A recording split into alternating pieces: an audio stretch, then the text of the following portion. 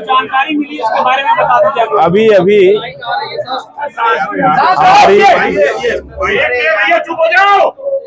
अभी हमारे अधिवक्ता पीएन मिश्रा जी से बात हुई है। उन्होंने बताया कि हम हमारे दूसरे अधिवक्ताओं के मंडल के साथ न्यायालय में आपका पक्ष हम लोगों ने रखा, जिसका नेतृत्व गुप्ता जी ने किया और विस्तार से न्यायालय में चर्चा हुई।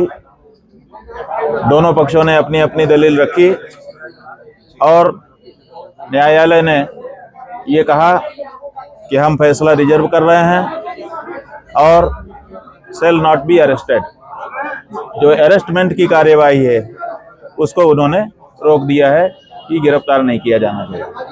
गुरुजी, इस फैसले को आप लोग कैसे देखते हैं, क्योंकि आप लोग ऐसा है कि वहां पर हम लोगों ने जो दलील रखी वो इस बात की दलील थी कि ये मुकदमा झूठा बनाया गया है।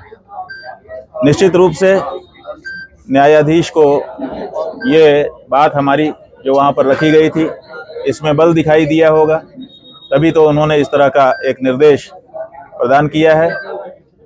इसलिए हम आरंभ से कह रहे थे कि हमारा काम है जो बात जैसी है उसको न्यायाधीश के सामने ठीक से रखना।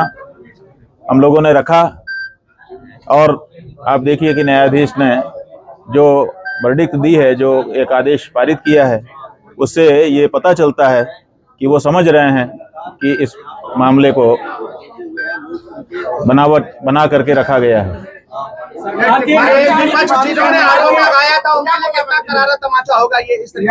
देखिए, तमाचा वमाचा की बात हम नहीं करेंगे। हम तो ये कहेंगे कि हम लोगों ने वहाँ पर अपनी बात रखी, न्यायाधीश ने उसको सुना, सुन करके समझा उसकी प्रकृति को। अब वो जो उनका विस्तृत निर्णय आएगा उसमें वो अपना दोनों पक्षों की बात और अपनी बात कहेंगे, उसमें हम लोग फिर विश्लेषण करेंगे। एक बड़ी बात ये कही गई है सरकार की जो एएजी होते हैं, एडिशनल एडवोकेट जनरल, उन्होंने कहा अपनी बात में अपनी तरफ से पक्ष रखा कि वो दोनों बटुक कभी भी इस आश्रम में नहीं रहे। ये स्टेटमेंट कितना हुआ मानता हूं, खुद माना इस बात को। अच्छा, उन्होंने इस बात को माना।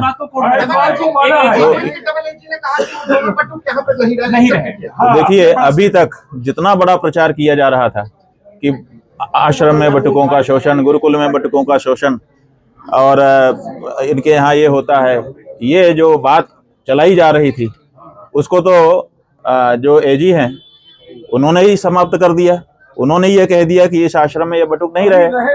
हम लोग पहले से कह रहे थे कि हमारे यहाँ वो नहीं रहे। आज वो बात जनता के सामने साफ साफ प्रमाणित हो गई। तो ऐसी परिस्थिति में जो कहानी बनाई गई थी वो तो पूरी तरह से ध्वस्त हो गई। ये भी कहा गया वो तो बच्चे वो हरदोई में संस्थागत छात्र रहे हैं और परीक्षा दे रहे हैं। अभी गुरुजी, कोर्ट ने ये भी कहा जुबिनल में क्यों नहीं है वो जो आरोपी है,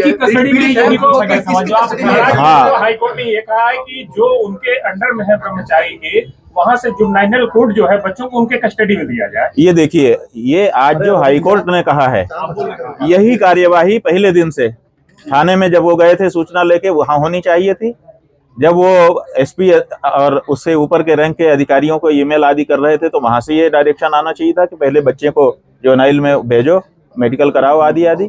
और उसके बाद जब वो कोर्ट में गए थे तो कोर्ट को भी ये कहना चाहिए था कि बच्चों की कस्टडी उचित संस्था को प्रदान की जाए ताकि उनका संरक्षण हो और उनका दुरुपयोग ना किया जा सके। लेकिन हाई कोर्ट तक जाते जाते ये नहीं हुआ।